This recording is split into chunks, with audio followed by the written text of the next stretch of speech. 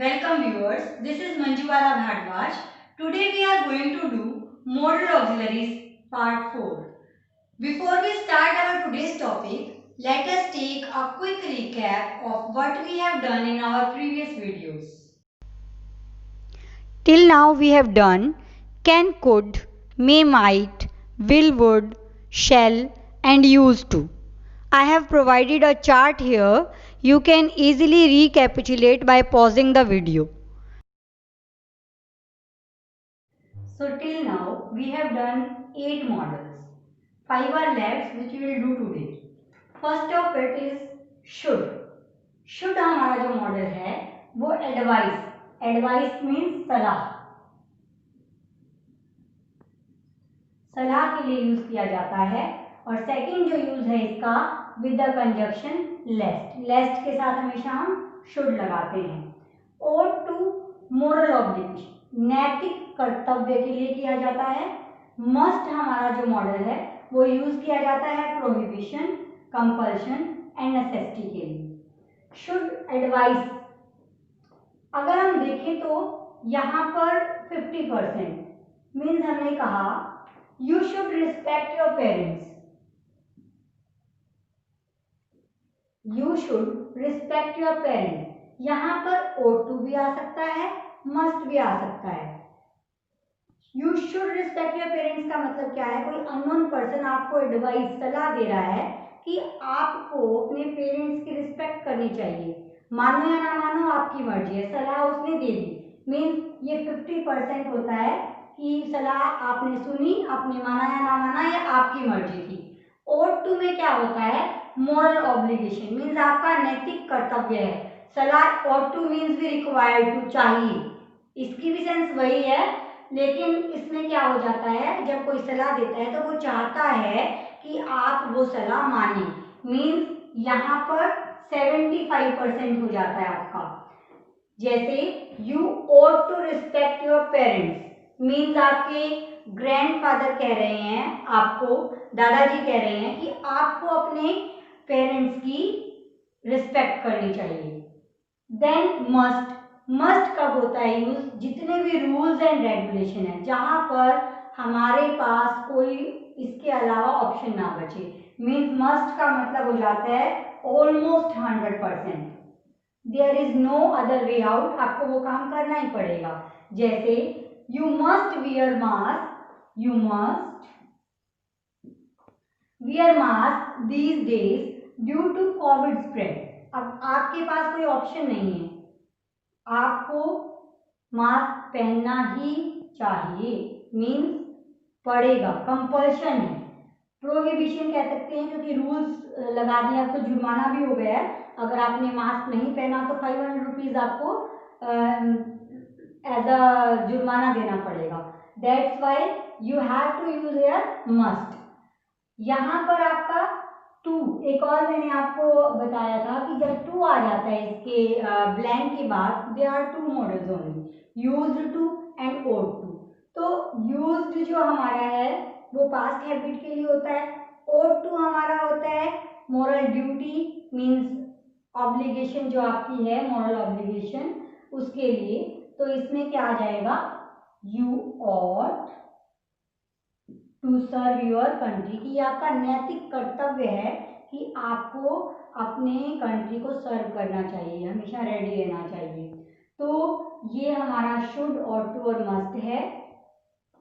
और एग्जाम्पल आप ले सकते हैं, you must wear woollen cloth during winters और you must wear cotton cloth during summer. अगर आप ought to का एग्जाम्पल लें तो you ought to means you required to. You ought to come to school on time. Let us see some more examples for better understanding. You should work hard to pass the exam. Advice दी जा रही है कि exam को पास करने के लिए आपको हार्ड वर्क करना चाहिए. We stay home lest we should suffer from corona. मैंने आपको बताया था कि जो लेस्ट है it is always followed by should. We stay home, हमें घर पर रुकना चाहिए, नहीं तो we will suffer from corona. She works hard lest she should fail, तो लेस्ट जो है it is always followed by should to express purpose. Next example, she ought to pass this time, strong possibility है कि इस बार, ought to और required to भी कह सकते हैं कि इस बार तो उसे पास होना ही चाहिए और उसकी स्ट्रॉन्ग पॉसिबिलिटी भी है, तो हम क्या करें, 75% है ना, तो ought to. Next, we ought to help the poors, moral obligation है कि पुअर पीपल की हमें हेल्प करनी चाहिए, तो इसलिए ought to we have used here ought to. Should क्यों नहीं लगाया, क्योंकि उसमें मोरल नैतिक कर्तव्य नहीं शो हो रहा है, एडवाइस तो दी जाती है, बट पुअर्स की हेल्प करना is our moral responsibility. Next, a जज मस्ट बी अपराइट, नेसेसिटी, हमने बताया था मस्ट ऑब्लिगेशन, कंपल्शन और नेसेसिटी के लिए यूज होता है, तो एक जज को हमेशा क्या होना चाहिए, impartial. We must come to school in uniform, अब स्कूल में रूल है कि यूनिफॉर्म में ही आना है, कंपल्सरी है, तो हमें हमेशा स्कूल में यूनिफॉर्म पहनकर आना चाहिए, तो क्या आएगा, मस्ट। अगर शुड कहते हैं, आपके पेरेंट्स कहेंगे should, you should go to school in uniform. If a teacher is saying, talking to you, what she will say, you must come to school in uniform. So this is all about these models. Next we will do dare and need. अब जो हम model करने वाले हैं वो बहुत important है competitive exam point of view से। Dare and need, dare courage mean साहस और नीड का मतलब जरूरत। ये दोनों जो मॉडल्स हैं वो सेमी मॉडल या मार्जिनल मॉडल्स कैटेगरी में आते हैं, बल्कि 3 मॉडल हैं, dare, need and use to. Use to हमने कर लिया जो पास्ट हैबिट के लिए था। इनको हम सेमी मॉडल्स क्यों कहते हैं? सेमी मॉडल्स वो होते हैं जो दोनों तरह काम करें, modal as well as modal verbs as well as main verbs. Negative और इंटेरोगेटिव सेंटेंसेस में डेयर और नीड कैसा काम करते हैं, एज मॉडल, और मेन वर्ब का काम करते हैं कौन से, सिंपल सेंटेंसेस में। Let us take examples. How dare you, तुम्हारी हिम्मत कैसे हुई, टू शो करेज।